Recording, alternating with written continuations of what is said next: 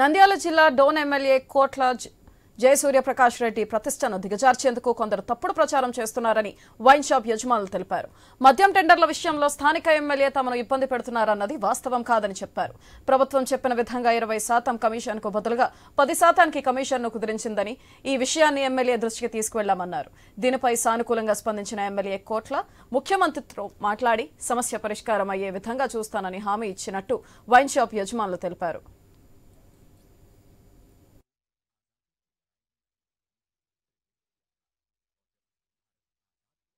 టెండర్లు వచ్చిన రోజు నుంచి ఈ రోజు వరకు ఎటువంటి మా ముఖాముఖి కనీసం కలుపుగోలుతనం చర్చ కూడా జరగలేదు.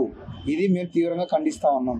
ముఖ్యంగా మేము మా సమస్యలపై వైన్ షాప్ డీలర్లతో స్టేట్ వైడ్గా మేమందరం పోరాటం చేసి మా మార్జిన్ మనీ మీద 20% చెప్పినది 10% వస్తుందని చెప్పి మేము వ్యాపారాలు లేక గగ్గులు పెడతా ఉంటే ఇక్కడ 2 లక్షలు తెచ్చి ఇచ్చే వాళ్ళు ఎక్కడ ఉన్నారు? 2 లక్షలు ఇస్తామని చెప్పి మధ్యవర్తిని వహించే వాళ్ళు ఎక్కడ ఉన్నారు? ఇవన్నీ మేము ఎక్కడి నుంచి వస్తుందో, ఇది ఎక్కడి నుంచి బురద కలుగుతున్నారో మాకైతే తెలియదు.